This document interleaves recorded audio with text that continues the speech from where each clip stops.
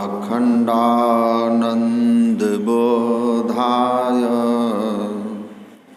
शिष्यसन्तापहारिणे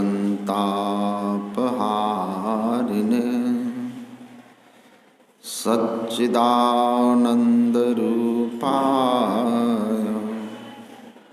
रामाय गुरवे नमः। स्वनिवास में विराजमान पूज्यपाद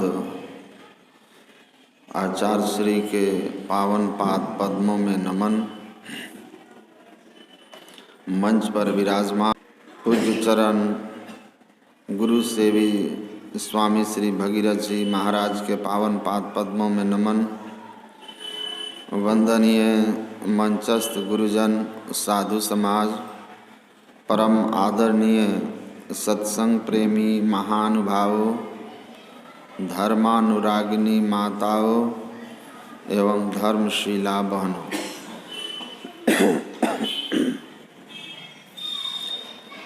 हम लोगों ने पाठ में सुना राम भगति जो कि 4 प्रकारा। भगवान के, ईश्वर के, राम के 4 प्रकार के भक्त हैं। गीता में भगवान कृष्ण ने भी 4 प्रकार के भक्तों का वर्णन किया है।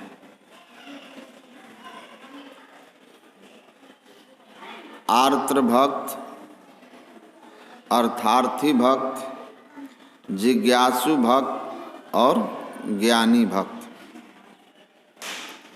चहु चतुरन कह नाम आधारा।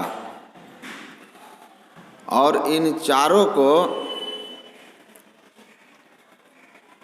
चारों सयाने, ज्ञानी, समझदार, इन चारों प्रकार के भक्तों को नाम आधार है। और इसमें चारों भक्तों का वर्णन भी है।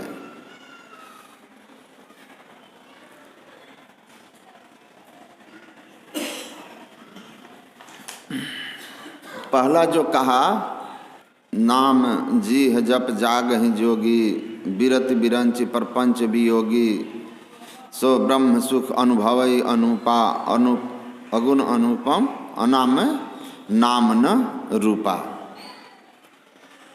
ब्रह्म सुख को अनुभव करने वाला ज्ञानी भक्त, उसको भी नाम का आधार है।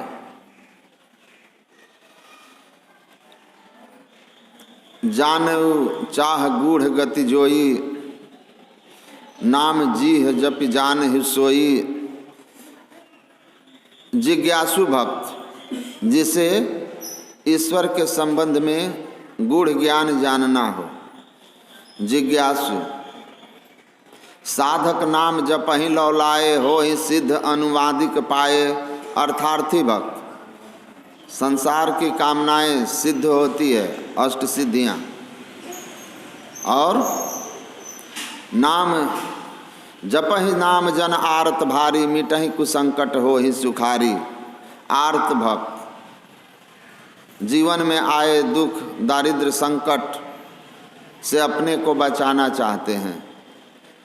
जैसे आपने सुना द्रौपदी ने पुकारी, या गज ने ग्राह से अपने को उबारने के लिए पुकारा। तो ये चारों प्रकार के जो भक्त हैं, नाम सबका आधार है।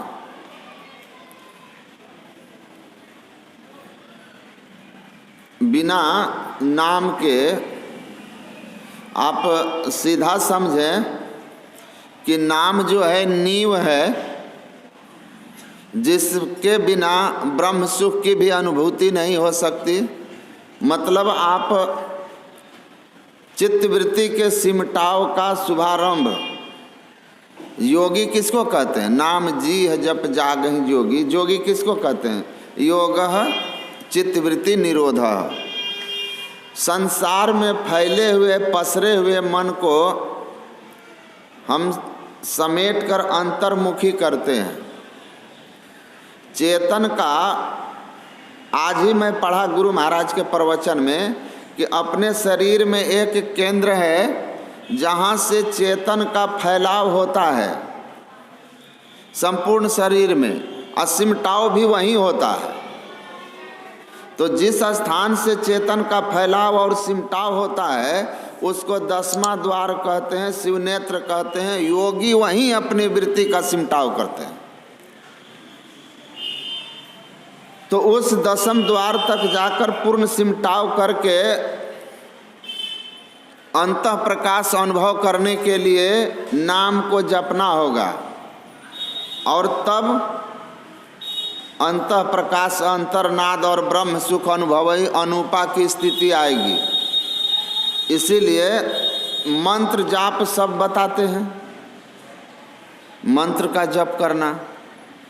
तो वर्णात्मक नाम जो मंत्र है उसकी बहुत महिमा है, और कभी कभी संस्कारी साधक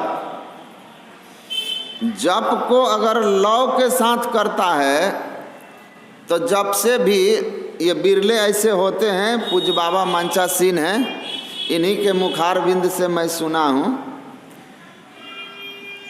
कि ऐसे बिरले कोई कोई साधक होते हैं जिनको नाम में ठीक ठीक लौ लग जाने से भी अंतर प्रकाश की अनुभूति हो जाती है, सिमटाव कर लेता है। अब पूर्व जन्म के बुद्ध जैसे हों तो एक ही रात में सब काम हो सकता है। तो बाहर और भीतर प्रकाश होगा। बाबा देवी साहब बाल का आदि उत्तर का अंत, उसमें इसी पर लिखे हैं, इसी पर, तुलसी बाहर भीतर हूँ जो चाहसी प्रकाश। तो वो लिखते हैं कि भीतर का प्रकाश क्या है, आंख बंद करने पर जो अंधेरा देखते हैं ये अंधकार खत्म हो गया, अंतः प्रकाश हुआ। लेकिन बाहर का प्रकाश क्या है? बाबा देवी साहब की वाणी में है कि जब आप अपने आप का सिमटाव करते हैं और सिद्धियां आपके जीवन में आती है तो उन सिद्धियों का प्रभाव क्या होता है? बाहर संसार में आपकी जस कीर्ति फैलने लगती है और संसार के सुख सुविधा बढ़ने लगते हैं। मतलब अर्थ धर्म काम की वृद्धि होती है। ये बाहर का प्रकाश है। और अंतः प्रकाश वो आप लोग जानते हैं, साधना करके जो जानने में आता है भीतर का। तो बिना ठीक ठीक मंत्र जाप का ज्ञान हुए सामान्य साधक के लिए तो असंभव ही है। भूमि पड़ा छुअन आकाशा, गुरु महाराज ने लिखा ही है कि मानस जप और मानस ध्यान ठीक ठीक किए बिना अंतः प्रकाश पाने का जो प्रयास करते हैं, भूमि पड़ा छुअन आकाशा। इसीलिए चलते फिरते हरदम जपो कभी ना हटो। गुरु के दिए हुए मंत्र को हरदम जपते रहिए। गोस्वामी तुलसीदास जी महाराज कहते हैं, पायऊ नाम चारु चिंतामणि, उर करते न खसई हों, अबले नसानी अब ना नसई हों। गुरु का दिया हुआ पवित्र नाम चिंतामणि की तरह है। ये हमें गुरु महाराज ने दिया है। अब मैं इसको हृदय के हाथ से गिरने नहीं दूंगा। मतलब हरदम जपते रहो। गुरु गुरु कल्प बिटप, आ गुरु गुरु में ही जप, आ गुरु जाप जपन साचो तप सकल काज सारणम। तो बहुत महिमा है वर्णात्मक नाम की भी, और ध्वन्यात्मक नाम की तो आप महिमा सुने ही कि अनंत सत्ता का बोध कराता है और अनंत से हमारी एकता करा देता है, जिससे हम प्रभु प्रभु हम एक ही होई की अवस्था आ जाती है। तो मंत्र की भी बहुत महिमा है। संतमत की जो साधना है ये नगद सौदा है। नगद सौदा, गुरु महाराज कहते हैं नगद सौदा का अर्थ है एक हाथ दो और एक हाथ लो, दाम दो और वस्तु लो। दाम देना क्या है? समय बांध कर, संयम में रहकर नियमित साधन करना, यह दाम देना है। और जो ऐसा करते हैं वह कुछ ना कुछ अनुभव करते हैं, यही सौदा लेना है। तो संत मत जीते जी की बात करता है। एक समय हमको ले गए थे एक आदमी सत्संग, हमको ले गए थे तो कथा चल रही थी, तो वहाँ जो प्रोग्राम हो रहा था ना, तो वो बार बार बोल रहे थे। हम 1.5 घंटा तक सुने, उनका 1.5 घंटे के बाद समापन हो गया। 4 घंटा बोले थे, मैं लेट से गया। तो हर बार बोलते थे कि मरा और वो वैकुंठ चला गया, मरा और वो स्वर्ग चला गया। तो 2-3 आदमी को उस कथा में 2-3 को उन्होंने स्वर्ग वैकुंठ पहुंचाया। उसके बाद हमको मिलाए तो बोले कि आपने सुना? हम बोले हाँ, बहुत अच्छा बोलते हैं आप। हम बोले मैंने आपको सुना, कथा आप बहुत अच्छा करते हैं और आनंद भी आया। तो बड़े खुश हुए। तब मैं धीरे से कहा कि हमारे और आपके ज्ञान में, मतलब हमारा जो संतमत का ज्ञान है और आपका जो ज्ञान है उसमें थोड़ा सा अंतर है। तो वो बोले क्या अंतर है? मैंने कहा कि we are living religion and you are postmortem. Postmortem, postmortem समझते हैं ना? जिंदा आदमी का पोस्टमार्टम नहीं होता, मरे हुए का होता है। तो मरने के बाद चीरफाड़ हुआ। तो आप पोस्टमार्टम रिलीजियन हैं। आपके तमाम जो भक्त होते हैं वो उनको मरने के बाद आप स्वर्ग वैकुंठ भेजते हैं। लेकिन संतमत में जो है ये नगद सौदा है। हमारे गुरु महाराज ने कहा नगद सौदा है, साधो भाई जीवत ही करो आशा। तो यहाँ जो तुलसीदास जी महाराज ने लिखा है 4 भक्तों के संबंध में, चारों को जीते जी लिखा है। ब्रह्म सुख अनुभवई, ब्रह्म सुख जीते जी अनुभव करता है। उसके जीवन के संकट जीते जी जाते हैं, अनिमादिक सिद्धियां जीते जी आती है। जाने चाढ़ गूढ़ गति जो, और गूढ़ गति भी उसको जानने में आता है। तो हम लोग जिंदा जागृत धर्म है और इसमें संतों का ज्ञान है, बस जीवत ही करवासा। तो जो लगन से करेंगे, गुरु महाराज के सदगुरु की बताई हुई सदयुक्ति से जो लगन से करेंगे उसको अवश्य अनुभव होगा, अवश्य अनुभव होगा। अगर नहीं अनुभव हो रहा है तो क्या होगा? कहीं ना कहीं हम में कमी है। या तो हमारा ठीक ठीक सदाचार नहीं है, या हम ठीक ठीक जिस विधि से कहा गया है उस विधि को समझे नहीं हैं, या फिर समझे भी हैं, संयम भी है, तो समय नहीं दे पाते हैं। अगर हमारे अंदर यह पक्का हो कि जैसा बताया गया है आपको दीक्षा के समय पुश्री के द्वारा, अगर आप संयम सदाचार से नियम से त्रैकाल संध्या करेंगे तो कुछ समय अवश्य लगता है।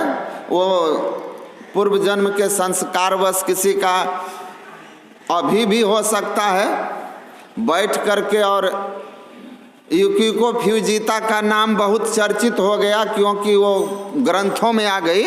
ऐसे बहुत लोग हैं जो जिनकी चर्चा हमारे आपके बीच नहीं है, लेकिन वो संतमत में हैं और दीक्षा लेकर के अनुभव किए। उनकी भी संख्या कितनी है मुझे नहीं पता, लेकिन 20-25 को मैं पर्सनली जानता हूँ। और उनके जीवन में, उनके आचरण में, उनके व्यवहार में बहुत अंतर अनुभव होता है और महसूस होता है कि हाँ, ये आदमी भले ही 2 साल पहले दीक्षित हुआ हो, बट ही एक्सपीरियंस समथिंग, उसने अनुभव किया, उसका जीवन अच्छा है। तो जिनके संस्कार हैं वो जरा जल्दी सीख लेते हैं, 6 महीना, साल भर, 2 साल। और जिनके थोड़े मोटे संस्कार हैं उनको थोड़ा समय लगता है। लेकिन संतों का ज्ञान जो है ना, ये बिल्कुल नगद ज्ञान है, जीते जी की बात है। अगर आप ठीक ठीक करेंगे नियम का पालन करके तो कुछ भी आपको न मिले, ये असंभव है। ये मेरी बात नहीं है, गुरु महाराज के प्रवचन का अंश है कि अगर आप ठीक ठीक नियम से पालन करेंगे तो आपको जरूर अनुभव होगा। बोलिए श्री सद्गुरु महाराज की जय।